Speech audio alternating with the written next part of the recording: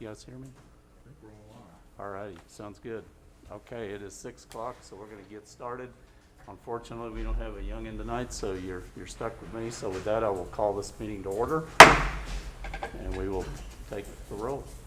Matthews, Weaver, Flood, Here. Bolt, Here. Rutherford, Here. Seymour, Here. Salter, Here. and All righty, so we have a quorum. I think Travis is going to lead us in the invocation.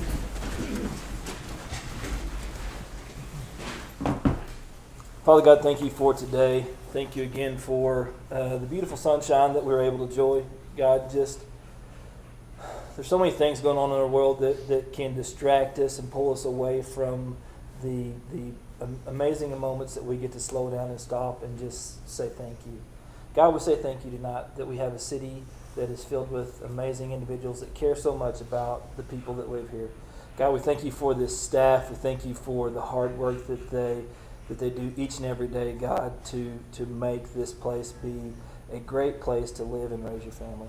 God, thank you for the men that are sitting on this commission, God, and I pray that the decisions that we make, God, that they be not only good for us, God, but they're also pleasing to you. God, we love you and we praise you. In Jesus' name we pray. Amen.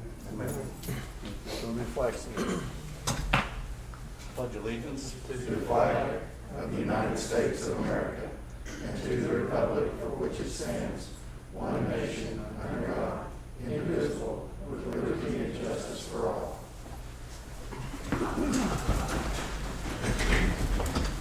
Very good. Appreciate everybody coming out tonight. Before we get started, very quickly, and both commissioners wanted me to pass this on. As you notice, I think Travis chased everybody off down his end of the table. Commissioner Weaver had a medical procedure today that prevented him from coming. He's doing great, but it's just, you know how hard it is to get something like that scheduled. So it just happened to fall today that would prevent him from being here. So he wanted me to pass that on. And Commissioner Matthews has a family commitment. His son is a senior, and so had a conflict. Every one of us would have done the same thing. So, but both of those gentlemen wanted me to pass on why they weren't here, and that it's unfortunate conflict, and they take this very seriously. But they did want me to offer up that explanation. So, let's see. First thing we have citizens' participation is item 1. I have 2 names that were signed up tonight. Same rules as always, 3 minutes per person, 12 minutes per topic. You may not hear any comments back from us, but I promise you we're listening, and you may hear something during the comments at the end. So, Mr. Morris, you were up first. How are you, sir?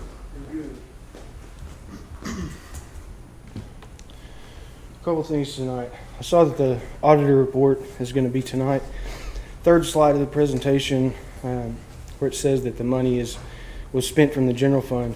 I'd like to know specifically from the auditor that's going to give the presentation where that money was spent that apparently we weren't checking on and we're spending it above budget.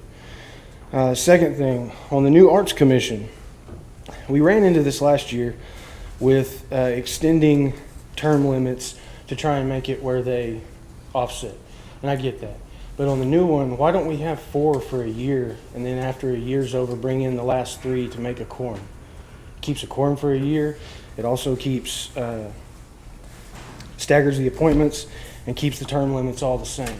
So, we still could move forward with the Art Commission and not have to change the term limits. Next thing, coming up on Thursday is the Contract Review Committee. The Contract Review Committee has 3 things on it.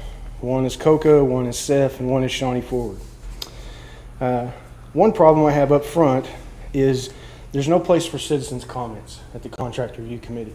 So even if we want to voice an opinion about a contract, we can't. It's not allowed to talk. I think that's a problem. That can be fixed before Thursday too. It's in the rules. It's not hard to do. The next thing, for the Seth contract, it's wrong. It's not the right contract for the Contract Review Committee to be looking at. The contract was changed in November of last year, where it switched from 3 things that they were responsible for to now it's 3 things, but not limited to those. That's the contract that the review committee should be looking at. It's not. It's the old contract, so that should be fixed. Next thing is Shawnee Forward. Changes in the contract to that one. The incentive program, I'm curious why the city hadn't done that for the past 4 years. Apparently that was supposed to have been started when Shawnee Forward was. They also want to change some of the wording of the contract, and one commissioner had a problem with the good old boy system maybe being an issue.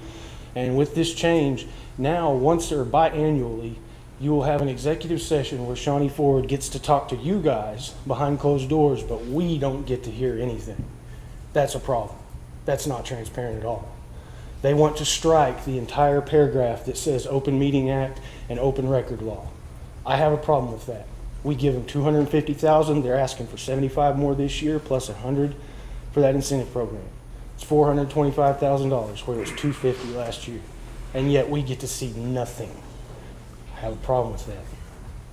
Now, Shawnee Ford and Seth, both, if we read their contracts, they're trying to go off of the letter that was written by Shawnee Ford's attorney to me that stated, and I apologize, Joe, I'm going to go about 10 seconds over. That was stated to me that Shawnee Ford doesn't have to abide by the Open Meeting Act because they have identifiable goods and services. However, Seth and Shawnee Ford both state now that they have services, but they're not limited to those. There's a whole category of unidentified stuff that we don't know what they spend our tax dollars on. Okay, And with that being time is said, up, Mr. Morris. I got it. Thank you so much. I'd also like to know about 113 South Philadelphia. It's been 2 weeks and no answer. I hope Bob will. Suzanne Brown, you are up. How are you, ma'am? Just fine. Thank you Good. for Thank you letting for me coming. speak. I, with my husband, own property at 124 and 126 North Pasodum, just across from Boy Scout Park. 124 was initially plotted in 1895. The house was built in 1902. 126 was built in 1905. So both are in the historic area. Right. We're trying to renovate and bring them up to current standards. We have no problem with that. However, 124 is a beautiful old house, and we'd like to run it as a bed and breakfast. I'd like you today to consider changing the definition of a bed and breakfast, which it is section 22-206 under definitions. Bed and breakfast means a dwelling or area containing one or more structures occupied by the owner, where for compensation, lodging, breakfast are provided for up to a maximum of 6 guest rooms per building, and the owner thereof intends that the same guest occupy the bed and breakfast facility for less than 30 days. The only change in the definition I would ask is that it, instead of owner occupied, it be a resident manager.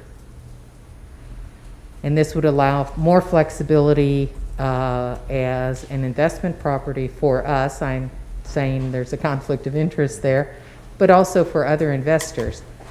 Being at Pasodum in Maine, just down from the West Main and the improvement, it would be very good. The activities at Boy Scout Park, it would allow vendors to have overnights. Could also, eventually an event center, but just to consider changing the definition to manager occupied or resident manager rather than owner. Thank you. Thank you so much. All righty. So we go to item 2, which is consider approval of consent agenda. Is there anything that anybody would like to pull out of the consent agenda? Anyone like to make a motion? Move to approve item 2. All righty. Mr. Rutherford and Mr. Flood. All righty, so we have a motion and a second. We'll call the question. And motion passes 5-0. Thank you. Item 3 should be our dog.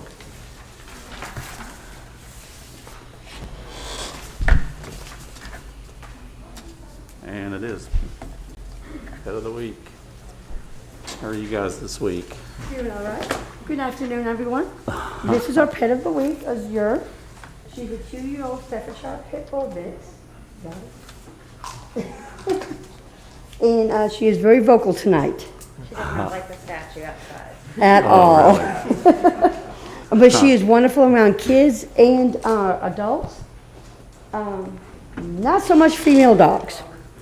But we have done wonderful on adoptions just this month in April. We have done 16 dog adoptions and 5 cat adoptions. Wow. We still have 16 dogs in-house, 13 cats, and 1 pig. And so for this weekend, for Mother's Day, we are planning on going ahead and doing another adopt-a-thon. And the first 14 people that show up, their adoption fee will be paid for. Wow. So hopefully, if anybody wants, of course, medium to large to extra large size dogs, we have them. Very good. Well, thank you very much. Y'all have a great evening. Thank you so much. Good luck with that.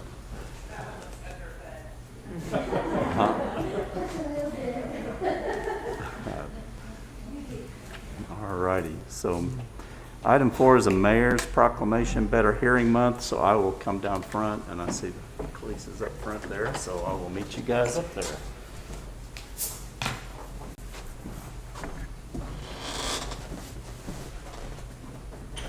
Ma'am? Come on up. Oh, someone's gonna do that. Absolutely. How are you guys? Wonderful. Good to see you. See you. Dr. Russ. How are you, Ed Bolton? Good. Nice to meet you. All righty, so we have a proclamation here for Better Hearing Month. Whereas audiologists in Shawnee, Oklahoma observe and celebrate Better Hearing Month each year during the month of May. And whereas Shawnee City Council recognizes and values the efforts of all who work to eliminate or minimize the isolating effects of communication disorders in 1 in 5 families affected by them. And whereas our citizens who have overcome communication disabilities through the services of audiologists are now able to lead independent, productive, and fulfilling lives. And whereas our veterans are returning from service with the main medical complaint of tinnitus, did I say that right? Tinnitus, yes. And hearing loss as the second most common complaint. Audiologists are capable of diagnosing and helping these veterans. And whereas Shawnee is proud and grateful to have audiologists offering quality education and healthcare services to its citizens, and now therefore I, Ed Bolt, Mayor of the City of Shawnee, Oklahoma, by the authority vested in me, do hereby proclaim May 2021 to be Better Hearing Month, and encourage all citizens to recognize the achievements of audiologists in improving the quality of life for people with communication disorders. There you go. And you guys are welcome to give a few words or anything you want to say. There we go. Good job. Awesome. Thank you so much. Thank you so much. It was very nice meeting you. It was good seeing you. Take care. I just wanted to Yes, say, thank you so much this year with the isolation people are having, people with hearing loss suffer a lot more isolation, and with the COVID pandemic going on, it's been a lot worse for them. These masks make communication a whole lot harder, and we just want to kind of raise awareness of what people are going through and let them know that help's available, and there's things that we can do to help communicate with them, and just all need to have an awareness of it. So appreciate you doing this. Glad to do it. Thank you so much. You guys take care. Appreciate all you do.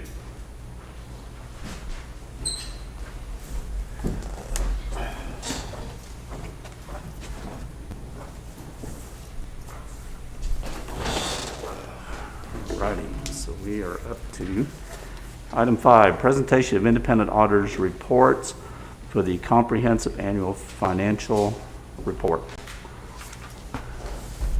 How are you doing, Ashley? I'm good. How are you? Oh, there's a copy. Okay, so I'm just going to be giving an overview of the results of our annual financial audit. So, if it will work, I will. There we go. Okay, so our audit results turned out well. So we received an unmodified opinion. This means that our financial statements conformed with U.S. GAAP, or generally accepted accounting principles, and that they were free of material misstatements. Our single audit, which covers our federal programs, also gave us a clean bill of health and said we complied with all federal grant requirements, and our major federal grant program this time around was the Coronavirus Relief Fund, or CARES money. So there was one compliance matter. They found that in the general government and cultural and recreation categories that our actuals exceeded our budget. To a large extent, this was when they converted the statements from cash into accrual. Then it kicked a couple categories over budget. This is something very hard to budget for, and it was a very small amount, less than $100,000. But we are hoping to get this taken care of with OpenGov, with doing some changes in how we're doing just internal things, so that goes away. The good news is last year we had two findings. We had this finding, and we had a finding that we were negative in 3 funds. This year that went away, and that has been a long-standing finding. I found that all the way back up to 2015. So we were finally able to get that one cleared up, and we hope to get this one cleared up next year. All right. So net position increased 2.7% over last year. It is a slowdown from the change from 2018 to 2019, but it is an improvement. And then a big part of this was the CARES money, and then on the spending side, there was also the investment into the Kickapoo expansion. All right. So our budget to actuals, so that was the separate sheet you received. Of course, I realized a typo at like 3:30 p.m. Right. And so I had to change the change in fund balance. I had incorrectly put, what was in 1,169 versus 1,148, and that is in thousands. So we came in well. So our budget to actual, so our revenues came in over budget. I would like to note that by revenues, I include both the amounts that we collected, including and also any transfers in, such as from the hotel motel surcharge for the admin fee. So it's a net of all of that. Our expenditures came in under budget for a second year in a row. So we saw a change in fund balance increase of 7%. And I wanted to clarify the budget actuals revenue, because you'll notice on page 17, it says something about our revenues coming in under budget. That's because they're looking at collections as what we collected from like sales tax and those other things, and do not include transfers in. All right. So one thing I wanted to talk about the fund balance was it is actually a city commission policy that we keep a 10% minimum liquid fund balance reserve in the general fund. In 2018, we had 1.4% reserved. This year we had 8.8% reserved. All right. So the next thing that I compiled for you guys is just kind of a tax breakdown. So as you can see, sales tax followed by use tax. It's been pretty stable. It sits between 80 and 90%. That is our largest revenue source. And then next to it is a comparison by standard industrial classification by industry from 2019 to 2020. As you can see, retail and accommodations are the largest contributors currently to our sales tax, followed by wholesale trades, utility, info, etc. So our principal employers have not changed overly much since 2019. The Citizen Potawatomi Nation still comes to be the largest employer at 2,500, followed by George Fisher and then SSM Health. What has changed was our unemployment rate. June 2019, it was 3.8%. June 2020, it was 7.1. Right now I looked it up, we're sitting probably somewhere around 5, depending on if you do weighted and all that fun stuff. So we at least are improving, but that was quite the difference. So, okay, so that is the main highlights that I have, but I'm more than happy to take any questions. Like questions?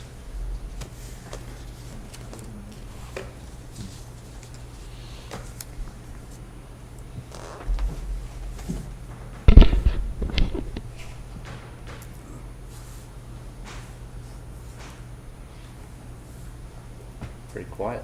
A lot there. Yeah, there is a lot there.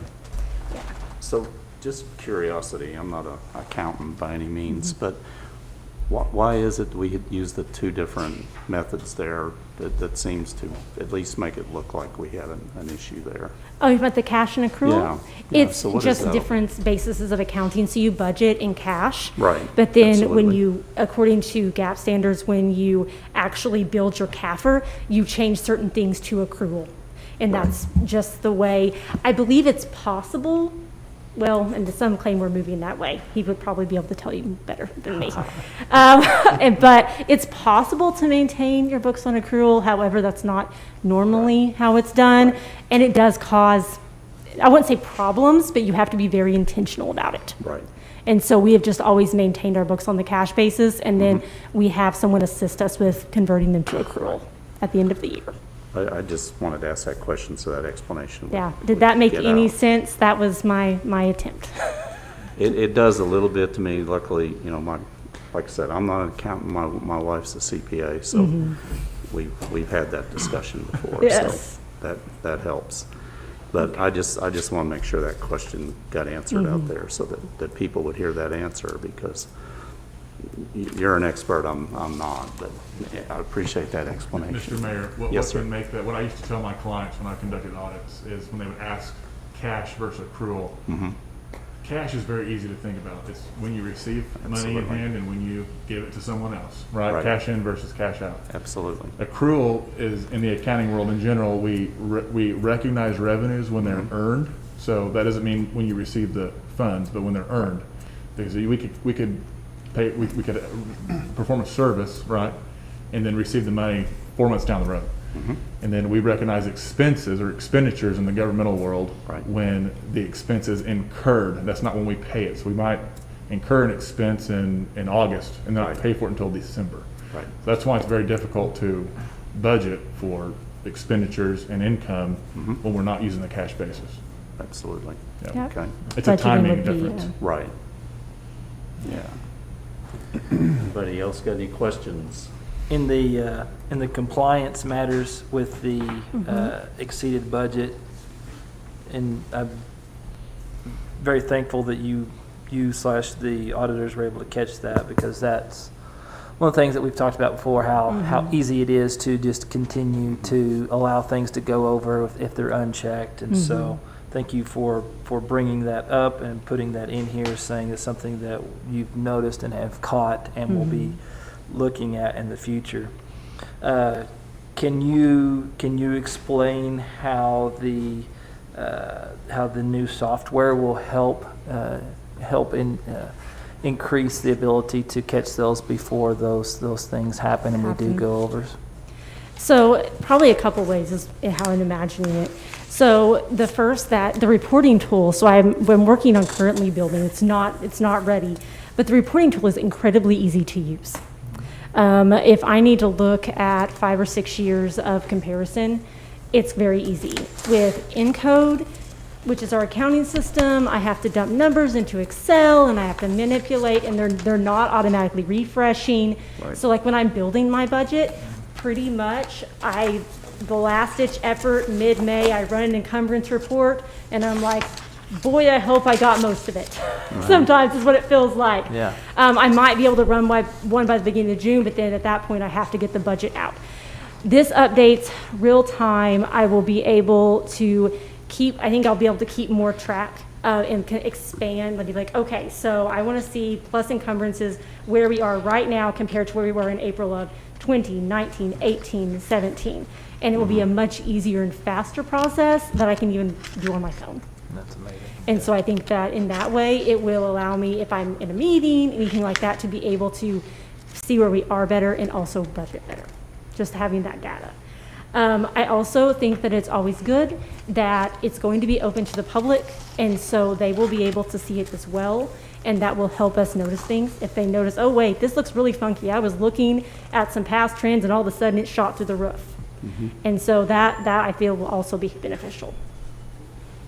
So did that answer your question? Absolutely. Thank you. Okay. That's one of the things that I know that in the nonprofit world that I work in, there are times whenever you have cycles and budgets and times that you're expected to spend things by, and if your expenditures and your reporting on your expenditures don't catch up to the end of your month or the end of the cycle, sometimes Yeah. you're kind of like what you said. You're hoping, oh my goodness, that this Yeah. that you don't go over, or you've spent everything on that line item that you need to, so that you Yeah. don't lose those funds. And having a more up-to-date, real-time system, I think, would really help everybody make And that's- best that's- choices on spending procedures and moving forward on what they can and can't get and what they should and should not, Yeah. be focusing on. So, fantastic. Thank you. Good. Any other questions?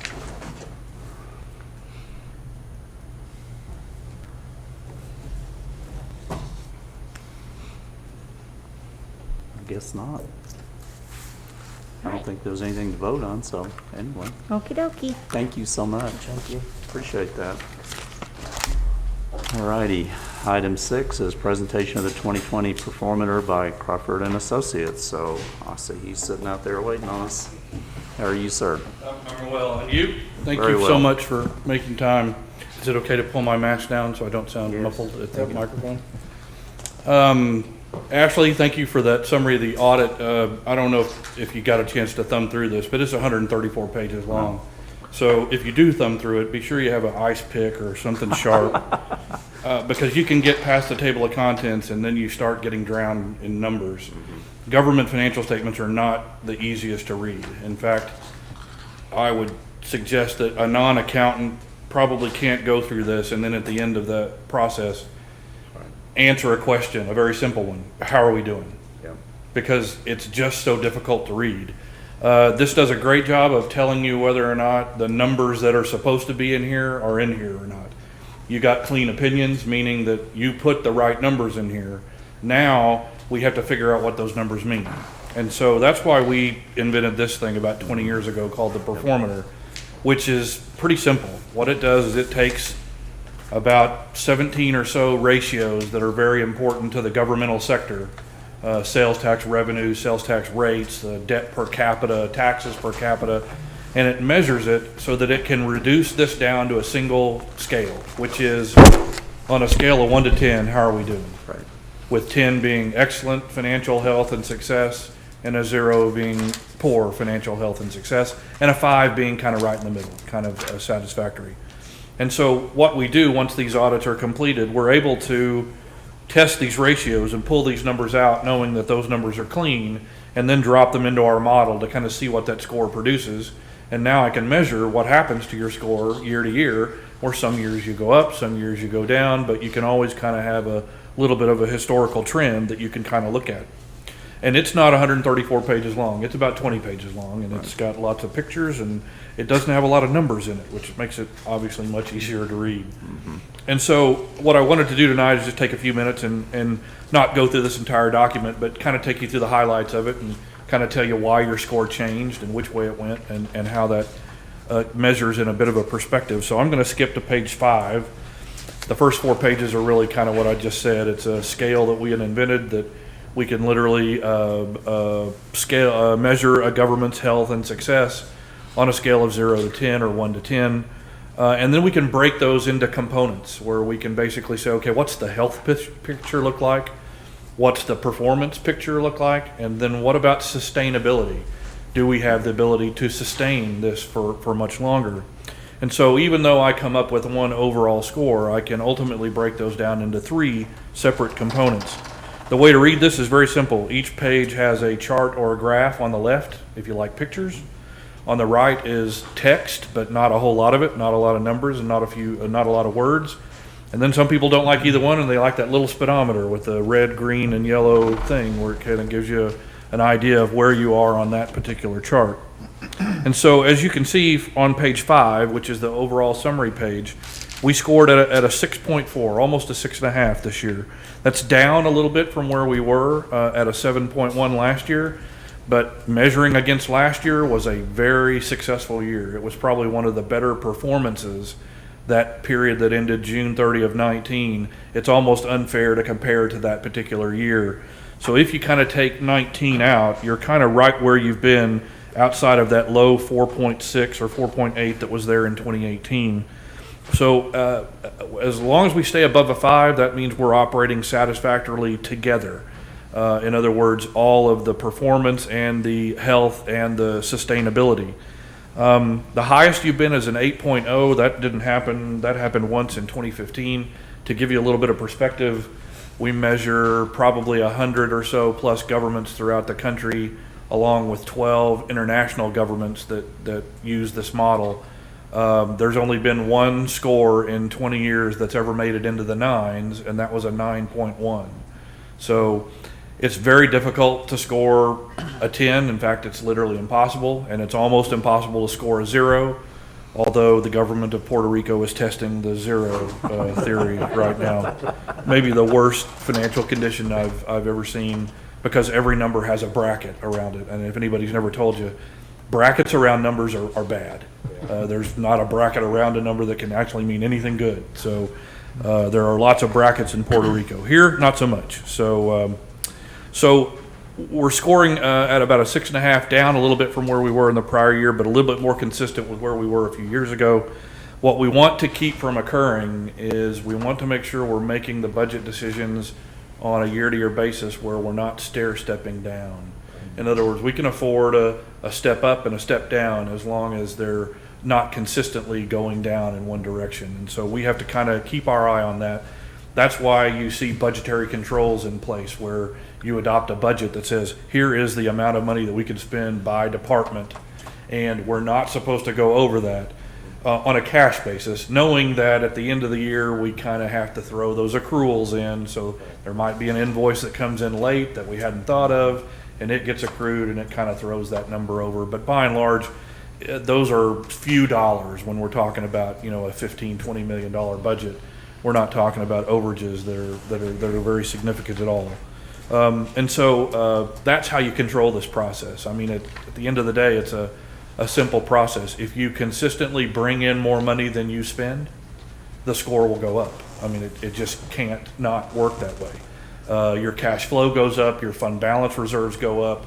The way you get more cash in is because either people are paying fees or taxes in your community, and you're controlling the spending. And so that's kind of what that equates to. So as long as we're operating above a 5, I think we're relatively satisfactory. As far as health score, the position score, you can kind of see that 6.4 that I talked about, that's the overall score. The health component of that is about a 3.1.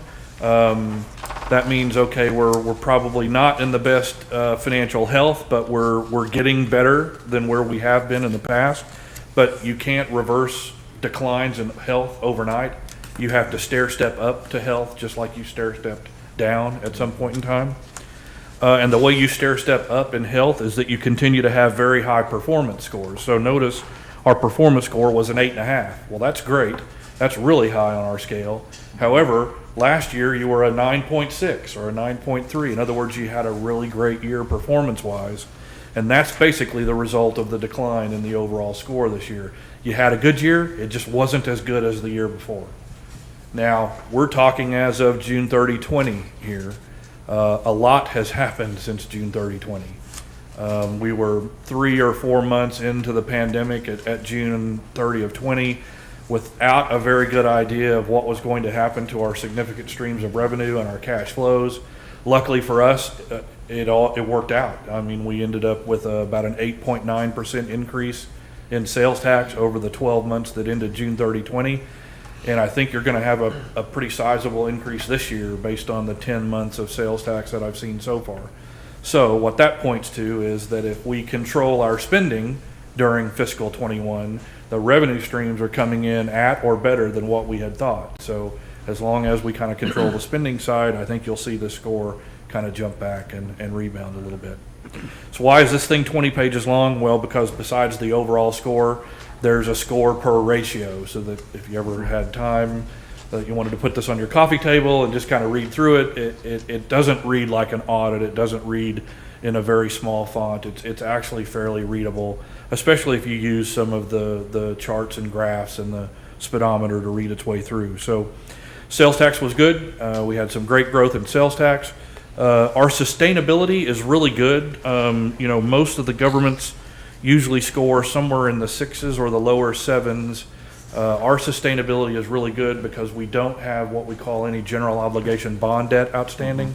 In other words, we don't levy much of a property tax at all for city purposes. In fact, the only property tax we levy, I think, is for a few judgments. And it's about $2 per resident, which is nothing. The counties and the school systems live off property tax. Right. Cities live off sales tax and utility revenues. And so that basically means that if we ever had an issue where we needed to go improve large segments of streets, or we needed to have water or sewer or other improvements to infrastructure, we have our entire bonding debt capacity open to us if we have to do that. Now, Right. you can't do that without going to a vote of the people. Right. So when the people vote for the GO bond, they basically vote for a little levy of a property tax to help you pay off that debt. So it opens you up to a stream of revenue that you normally don't have access to. That's why it has to go through the citizenry. And so your capability number doesn't really change very much from year to year. I think this year it was a 7.4, last year it was a 7.5. It doesn't change very much at all from year to year unless you go into the debt market or you lose control of your revenue streams or something abnormal happens. So my advice here would kind of be to watch your line on spending. Be conservative on your revenue estimates, and then hope that those revenue estimates come in at or above that level, and then resist the temptation to spend it just because it's there. Right. That's a key issue. Everybody does a great job budget-wise. We have a real good feel of what it takes to operate the city, and the city has a real good feel of what that takes also. So as long as we stay within those parameters, I think your score kind of hovers in that 6-7 range.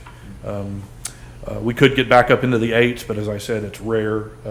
I don't have very many governments in the 8s at all, even now. Although after the last 10 months or so, I think we might start to see some scores creep up because the pandemic, although not good for everyone, has really been good for the most municipal governments.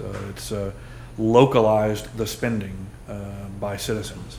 Rather than drive to Oklahoma City to buy something, we just buy it here. And so that's a unintended effect of a stay-at-home order, but one that we'll take. So rather than drag you through 20 pages of individual accounting ratios, I'll just stop there and tell you that at about every 10 pages, there's a summary that will show you a 5 or 6 year history of the ratios that comprise that score, so that you can kind of see from year to year what you're doing. So if you wanted to know about health, or if you wanted to know about performance, you can kind of skip to the summary pages and kind of see a 5 or 6 or 7 year history across the board there. With that, I'll be quiet and answer any questions. But now the main question, when a citizen comes to you and says, hey, how are we doing financially as a city? Now you have an answer. Just say, look, on a scale of 0 to 10, we're a 6.5. So now you have an answer. Of course, then they'll ask, well, what were we last year? And then you got to say, oh, we were 7.1.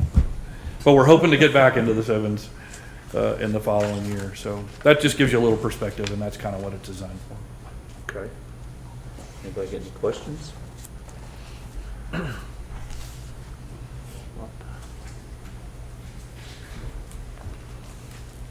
Good, Travis? And I'll always come back at any point if you have a chance to look at this in more detail and you say, I don't quite understand this one.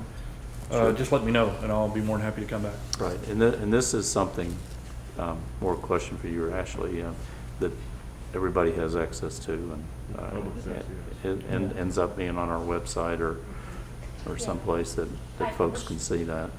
I published the 20 CAFR Right. on our website this afternoon, and I can publish this on the website tomorrow. Yeah. So all I have to do is go to the finance page. Yeah, that'd be great, because it'd be an easy thing for folks to look at, or much easier anyway, so. I know you said that you never see a 10, you very rarely see a 9 and an 8, 7s. How are we compared to governments our size as far as where we're at and what's going on right now? It's a great question. I would say that I've either had most of the Oklahoma governments that I would consider equivalent to you. Again, I'll go in a range of perspectives from anything the size of Edmond to El Reno and Mustang and things of that nature. Most everybody is between the mid 6s and the mid 7s.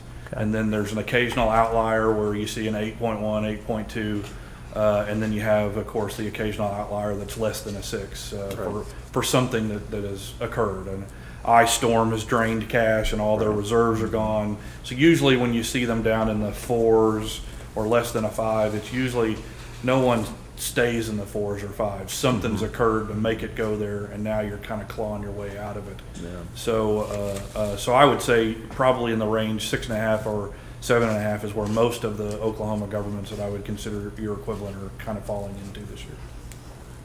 Awesome. Thank you. Well, last year, we've definitely had lots of interesting situations. It was a very interesting year. And to give you another perspective on the other end, I said no one ever scores a 10, and the highest I've ever seen is once in 20 years somebody scored a 9.1. The lowest score is the government of Puerto Rico, and it's a 0.7. So you can imagine how bad things have to look with a 0.7 as your score. So. Anybody got anything else? Nope, we're good. Benny, you good down there? Okay. Thank you, sir. Anytime, you bet. Appreciate Let me it. know if you have any other questions. All righty. Thank you, guys. Very helpful. Okay, item 7, consideration to purchase a restroom building to be installed at Glen Collins Park, Shawnee Twin Lakes, in the amount of $68,120. How are you, Brad? Good, how are you, sir? Good. So this purchase will update our restroom facilities at Glen Collins, and provide restrooms with running water. It'll be 2 unisex, a 2 unisex building. So basically 2 restrooms. 2 restrooms, yes, sir. Yeah. Are they prefab or? Yes, sir. Are this like It's- a modular type? thing? Yes. Just drop it in? Our state park system, that's where we've seen them. We looked at like a cinder block Right. structure. It was very difficult to get that together. We've seen these at a nearby state park. Right. Began researching that and seeing that that's kind of the industry standard at this point. Okay. And then they'll come in and set, all we do is pad work. We get the site ready. They'll come in, set it, and we're ready to go. So, How do we do with them in the winter? Do we winterize them or turn them off? they have heaters. They have They're- heaters in them? Yes, sir. So they'll be year round? Yes, sir. Okay. Will the facilities be open 24/7, or will they be locked up like our other park restroom facilities? I don't know if I can answer that right now. We will have with some additional security, they may be 24/7. I would say initially we would probably operate them with the park hours. Yeah. If we could operate them like a state park, that would be amazing, so that individuals that were camping or Yes, sir. out there late would be able to use them and not have to worry about the there's been times whenever I've been in some of our local parks with my children, especially when they're little, and it'd be a little bit late, and then having to run across town screaming, saying, "I hope we make it's not fun," and so it'd be amazing if we could start moving that direction where we have more of those facilities that, Yep. just a 9 to 5 type thing. So Yes, sir. That's one of our end goals. absolutely. Anything else?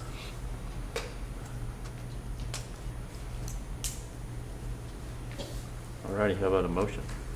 I'll move to purchase Mark I'll make a second. and Travis. All righty, we have a motion and a second. Thank you very much, Brad. So we will call the question. And motion passes 5-0. Kind of anxious to see that.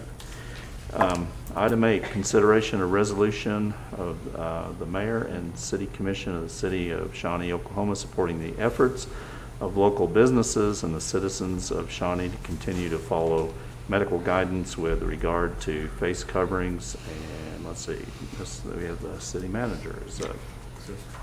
Mr. Mayor and City Commissioners, this is an ordinance, or excuse me, a resolution of support for the continuation of wearing face masks for the organizations in our community that continue to support when you walk into their facility. Right. So this is just the commission's support if you choose to vote concurrently to support those organizations and their continued decision to support the wearing of masks.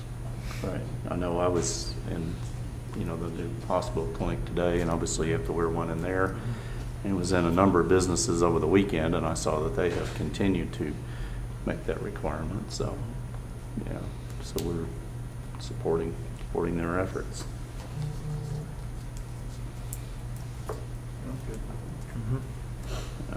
Let's see. Any other questions on that? Sure, we'll probably see this for a little while longer, and a lot of those businesses, it's a corporate decision at a high level, and they just follow through with it. So,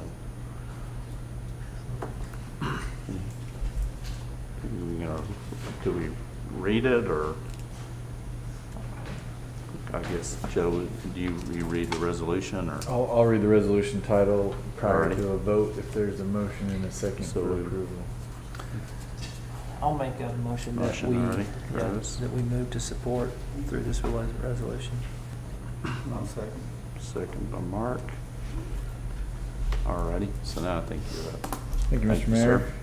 A resolution of the mayor and city commission of the city of Shawnee, Oklahoma, supporting the efforts of local businesses and the citizens of Shawnee to continue to follow medical guidance with regard to face coverings. Alrighty, thank you, sir. So we have a motion and a second, and we will call the question. And motion passes 5-0.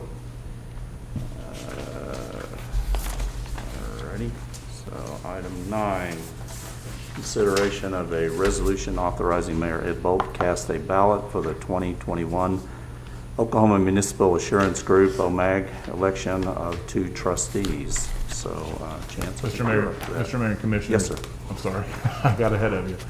Mr. Mayor and Commissioners, this is a resolution to allow our mayor to cast his ballot, and the 2 individuals he selected are Mike Bailey, from the city manager of the city of Bartlesville, Right. and Craig Stevenson, the city manager of Ponca City.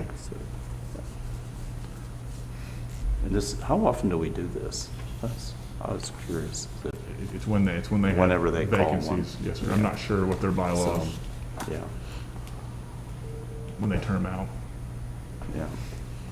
So this was the first time I remembered.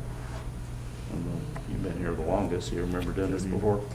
No, I believe there's every year, Yeah. I think, Yeah. some role. Some probably do. I don't know what they Yeah, turn. I just don't remember it. But I'm guessing. I just feel like I see it every year. Well, and it may be that I just hadn't noticed it. So, anyone like to make a motion on that? Move to approve item 9. I'll second. Darren and Mark, it sounded like. All righty, so then Joe, I think you read the title there for us, right? Yes, sir. Thank you, Yes, Mr. sir. Mayor. A resolution authorizing and directing Ed Bolt, Mayor, and authorized agent of the city of Shawnee, Oklahoma, to cast votes for trustees of the Oklahoma Municipal Assurance Group to fill expiring terms of trustees. Thank you, sir. So we have a motion and a second. We will call the question. And that passes 5-0. So we now are up to item 10. Consideration of resolution approving a project agreement with the Oklahoma Department of Transportation regarding the construction of an industrial access project, project number SAP-263D070, JP number 3408604. And I believe Seth is up. How are you, sir? Yes, sir. Good afternoon, Mayor, Commissioners. So, as the Mayor just stated, this is an item for approval on a project agreement between ODOT and the city. The agreement is for reimbursement of up to $275,000 for an industrial access project. So our proposed project is resurfacing a portion of North Leo and West Independence Street. So specifically north of Kickapoo Spur to Independence, and then west on Independence until you get to the Haskell Women's asphalt yard there. And then a portion of Leo Street between Independence and Highway 177/270. So this portion of the road services George Fisher and then, of course, Haskell Lemon. So in addition to the state's reimbursement, a portion of the project is outside of city limits. So the county has agreed to chip in $25,000, making our total reimbursement $300,000. And so the current cost estimate of the resurfacing is $332,492.89.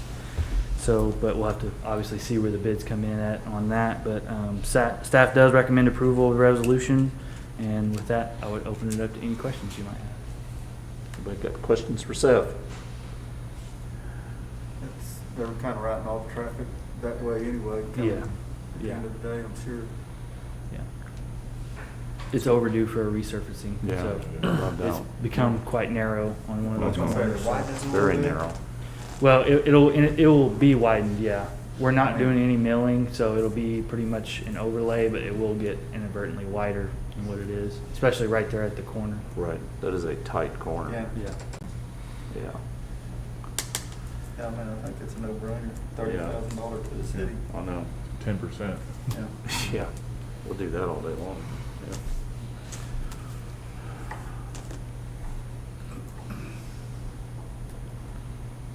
Anybody else got any questions for Seth? What we got in there?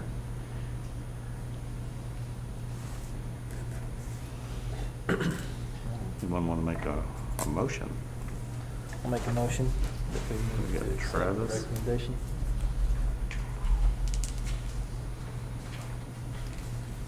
I'll second. Thank you, sir. So we have Travis and Mark. All righty, so we will call the question. Mr. Mayor, I'll read that Oh, I'm resolution sorry. title. Got It's ahead of you. a resolution authorizing and directing Ed Bolt, let me get the right one. A resolution approving project agreement with the Oklahoma Department of Transportation for the construction of an industrial access project. Thank you, sir. Now we'll call the question. And that passes 5-0. So we're up to item 11. Consideration of the request for additional stop signs at the intersection of Kennedy Street and Norwesco Road. And Seth, you're back up, sir. Yes, sir. So this comes to us as a request from the manager at Norwesco, Mr. Coy Carpenter. He made a request of adding 2 stop signs at the intersection of Kennedy Street and Norwesco Road. So for those who aren't aware, this is over on Kennedy Street north of Farrell as you go up in there for Dexter's Axle and then Norwesco Inc. So currently there's a stop sign on Norwesco at the Kennedy Street intersection, but Kennedy Street itself is not stop controlled, so it's open to through traffic. And so the main issue of the intersection is a lack of sight distance. So if you're familiar with the area, Kennedy Street kind of curves as you come to that intersection, and there's only about 300 feet there where you can actually see the intersection before you get to it. So the issue is cars are stacking up on Norwesco trying to turn left, Right. and they can't properly gauge the distance between cars coming at them and not. So it's creating a little bit of an issue. So with that, staff recommends approval of the request in addition of 2 stop signs on Kennedy Street at the Norwesco Road intersection. There should also be a stop sign ahead of the intersection, approximately 600 feet south of the intersection, signaling stop sign ahead. Just so you know, this item was heard before Traffic Commission on April 27th and was unanimously approved 6-0. So with that, I would open it up to any questions.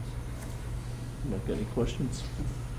Sounded like it's getting kind of busy over there is what I read. My understanding is that Norwesco and Dexter Axle are both kind of growing, and with that growth comes an increase in problems. And in the staff report that you guys have access to, in some of the images, you can actually see some tire marks at the intersection where people are, braking pretty hard to get stopped. Yeah. So. Anybody got any other questions? Anyone want to make a motion on that? Move to approve. Thank you, sir. Motion from Darren. Second, Mark.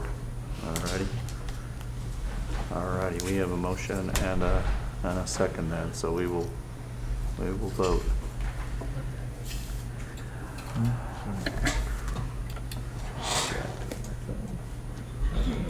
Benny's didn't go through, there it is. Alrighty, so that passes 5-0.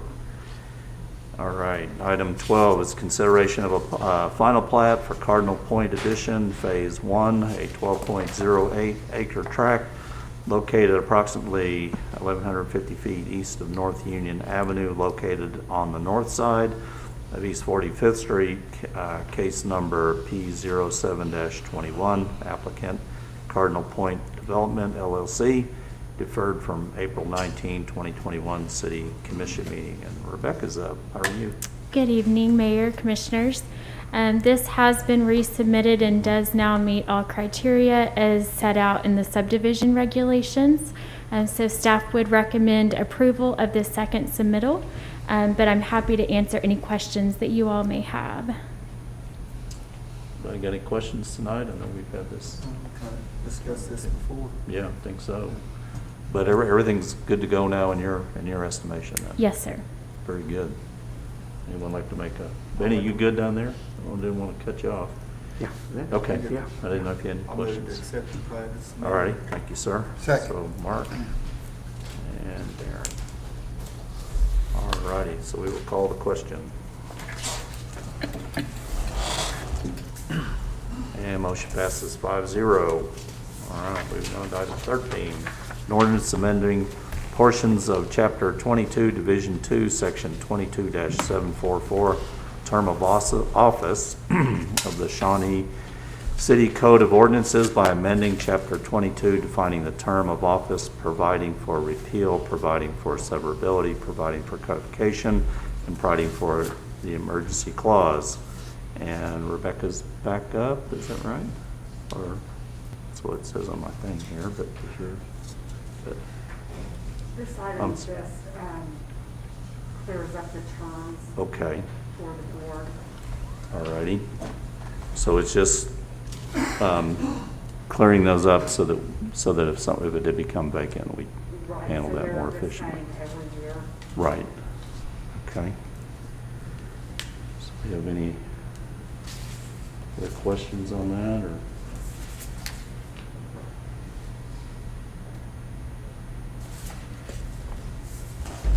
Other questions? Anyone want to make a motion?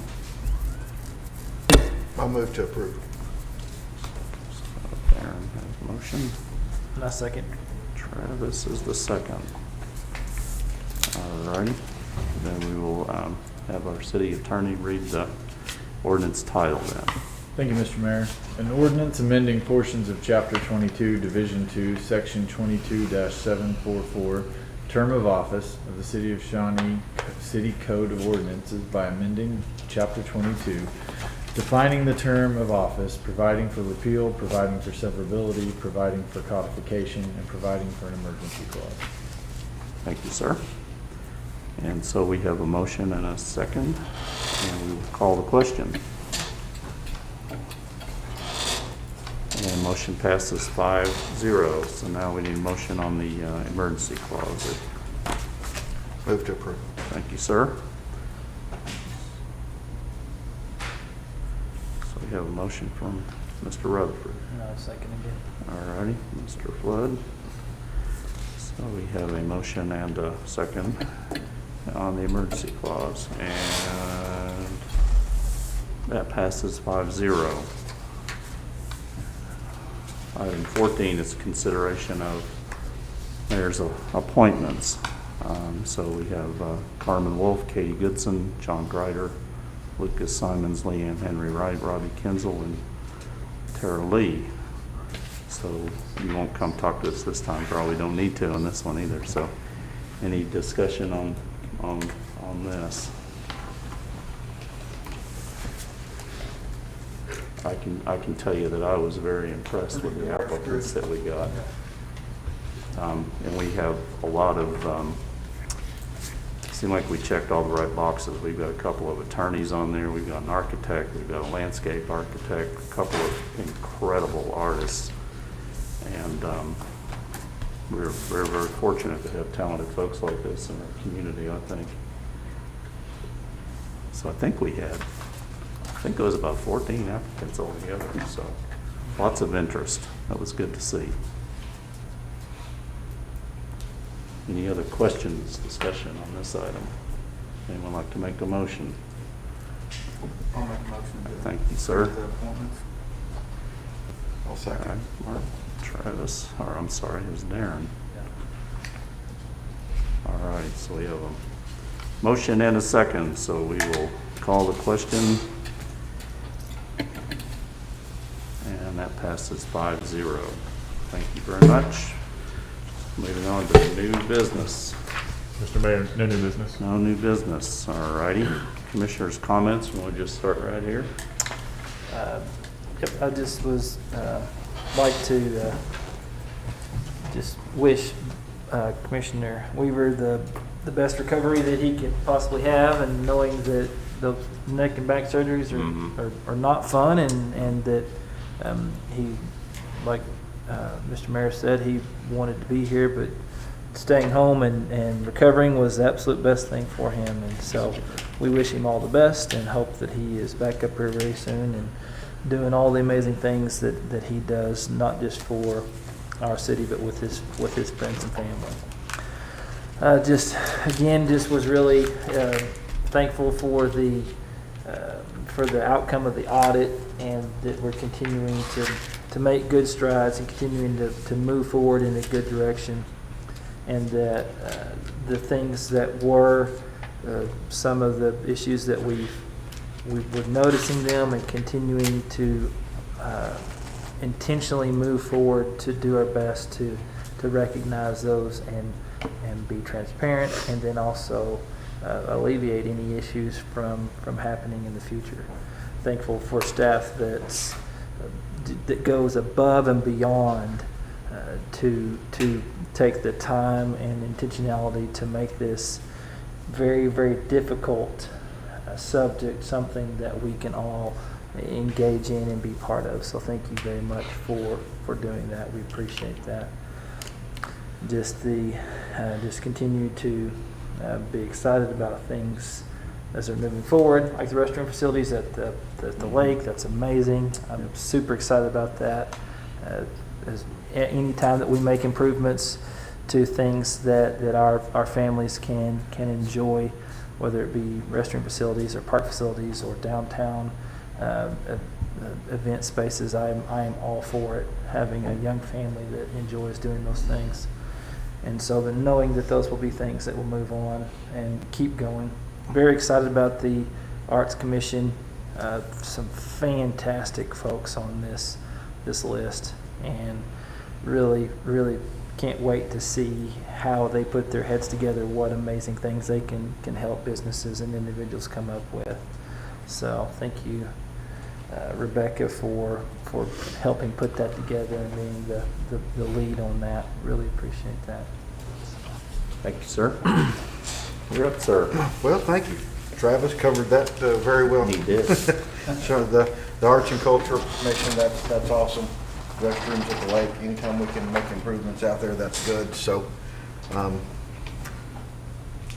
good to see the audit get done and where we're scoring. So and the transparency with the new software that's coming is going to be great. So that's all I got. Absolutely. Thank you, sir. I can kind of reiterate, what Travis and Darren said with the bathrooms. I mean, we had primitive stuff out there for 50 years, so we're kind of excited to kind of get that. Ashley, I really appreciate what you put into the budget, and it's pretty remarkable how quick the turnaround has been to replenish fund balances. This year is going to be a definitely even better still yet to kind of get back to normal levels. But I appreciate the effort that the city put forward to get to that position. Thank you, sir. Your turn, Ben. Well, I think everything that's been said has been said or can be said, so I'll turn it back to the The mayor. hazards are going towards the end, isn't it? That's right. Yeah, lots of good stuff. Good news from the audit. Also good explanations. I know, as the gentleman said, those of us that aren't, professionals at that, we probably can't read through that and make, a lot of real important, judgments on that based on, the big thing. But it really helps when we get this little thing, and it sure makes it easier to understand, and we appreciate that. Appreciate all the answers to the questions, to clear things up. The Arts Commission, I can't wait to see what those guys do. I think they'll do great things here in Shawnee, and we were very fortunate to have all the very qualified applicants that stepped up to be considered, and then were chosen. So I think that'll be a very, very good thing for Shawnee. And then today I was out at that new hospital clinic that opened up there on Harrison. Today just happened to be the day that I was scheduled to have my checkup with my general practitioner, and as luck would have it, I was the very first customer through the door to be seen there. Let me tell you, that is a high-tech building. It's really amazing, and another great addition for our community. And you go check in now on like a tablet.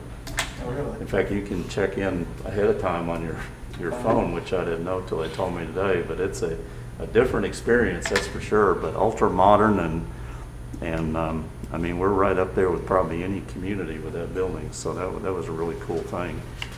So with that, we will turn and move on to, we've got the Airport Authority next, I believe. Yes, that's what it looks like. So item 1 is approval of the consent agenda. So moved. Thank you, sir. I'll second. Mr. Rutherford and Mr. Seahorn. All right, we have a motion and a second there. Call the question. And that passes 5-0. Any new business? Mr. Mayor, no new business. Thank you, sir. So we are adjourned, and we'll move on to the Municipal Authority.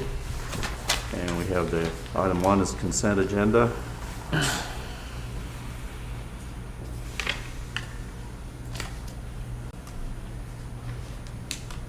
Move to approve the consent agenda. Thank you, sir. I'll second. All righty, so Mr. Rutherford, Mr. Flood. All righty, we'll call the question. Approval of item 1. And that passes 5-0. Number 2 is consideration of Clean Water State Revolving Fund, CWSRF resolution.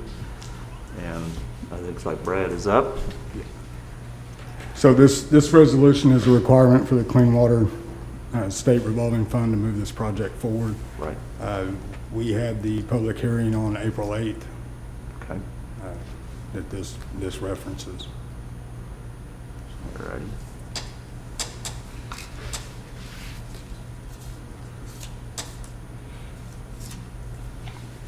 People looking through it. Anybody got any questions, or it's kind of a housekeeping item, it sounded like? Yes, Yes, it is. Yeah. Move to approve item 2. Thank you, sir. I'll second. Mr. Rutherford and Mr. Seahorn. All righty, so we'll call the question then. Joe. Oh, I'm sorry, Joe. Man, I keep missing that. No problem. Thank you, Mr. Mayor. Resolution of the Mayor and City Commission of the City of Shawnee relating to the Clean Water State Revolving Fund, CWSRF. All righty. So now we will call the question. And that passes 5-0. Item 3, consider bids.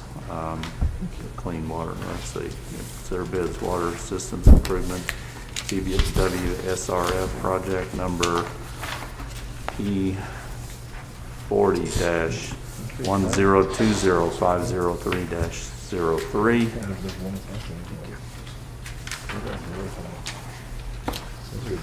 And Brad's back up. So you pass everything out to us here. Boy, everything's pretty close there. So we received bids for the water plant upgrades. We had BRB contractors out of Topeka, Kansas, with a total bid of $15,907,000. Downey Contracting LLC out of Oklahoma City, Oklahoma, $14,594,000. Walters Morgan Construction, Inc., out of Manhattan, Kansas, $15,387,000. Archer Western Construction LLC out of Irving, Texas, $17,583,000. And Wind Construction Company, Inc., out of Oklahoma City, with a $15,907,000. Staff would recommend deferring to a future meeting to allow time to review the bids. I imagine there's probably a lot to look at there. Yes, sir. Yeah. Engineering estimate was 17 million. I'm sorry? Engineering estimate was 17 million. Okay, thank you, sir. Yeah. Wow, okay. Move to approve staff's request to defer to future meeting. All righty, thank you, sir. I'll second. All right, so Mr. Rutherford and Mr. Flood. So we will call the question to defer then. And that passes 5-0. Any new business? Mr. Mayor, no new business. Thank you, sir. So we are adjourned, and we will go back to the city commission meeting and get back to the right page.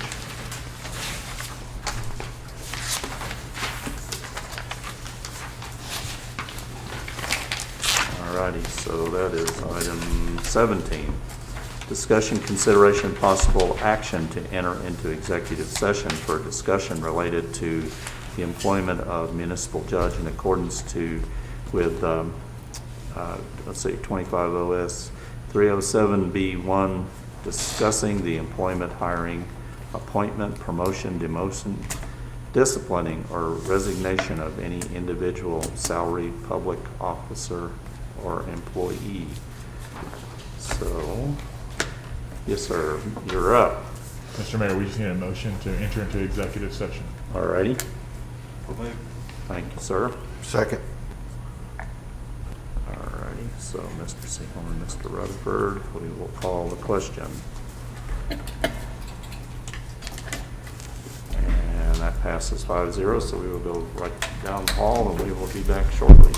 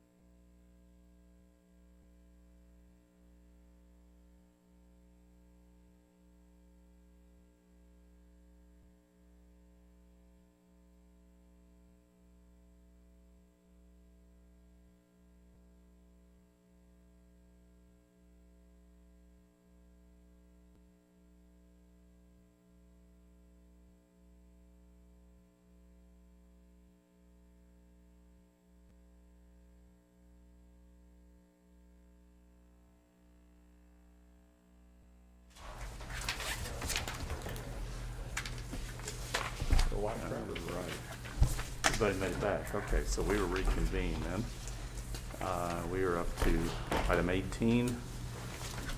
Consider matters discussed in executive session related to the employment of municipal judge in accordance with 25 OS 307B1, discussing the employment, hiring, appointment, promotion, demotion, disciplining, or resignation of any individual salaried public officer or employee. So,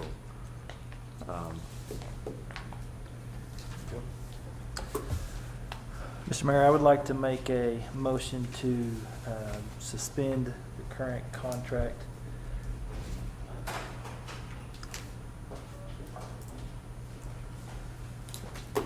of the judge, was that suspend or terminate? To terminate, excuse me, to terminate the current contract. Apologize. Okay. Yep. Alrighty, so we have a motion. Contract with the municipal judge? Yes. Just for clarification? Yes, yes. I'll second. Okay, so who said that down there? Okay, it was right next to me, that's why I didn't hear it. Alrighty, so we have a motion and a second, and we will call the question. And that motion passes 5-0. So item 19 is consideration of a proposal with Atwood Law Firm for municipal judge services. So, Chance, are you up with this? Mr. Mayor and Commissioners, Yes, sir. Judge Atwood has provided us a proposal for a fee structure in lieu of a contract with him for employment, right, in the amount of $200 an hour to compensate him for his services rendered as an attorney and municipal judge. Okay. Sir, any questions? No questions? Anyone want to make a motion? I'll move to accept the proposal. I'll second. All right, so Commissioner Rutherford. Is that enough words? All righty, so we have a motion and a, yes, Yeah, sir. with a motion is like, I was just gonna add for Yes, sir. clarification that the action taken in the previous item and this action are in concert with a tax opinion we received from a tax attorney with regard to municipal judge's compensation. It has no effect on his 2-year appointment Right. pursuant to city ordinance. Right. We're just simply changing how we pay to be in conformance with that opinion. Okay. Thank you for that clarification, that's very helpful. We have a motion and a second, we will call the question. And motion passes 5-0, and we are adjourned. All righty, everybody have a good evening. Thank you for coming tonight. Thank you for having me, sir. It was an honor.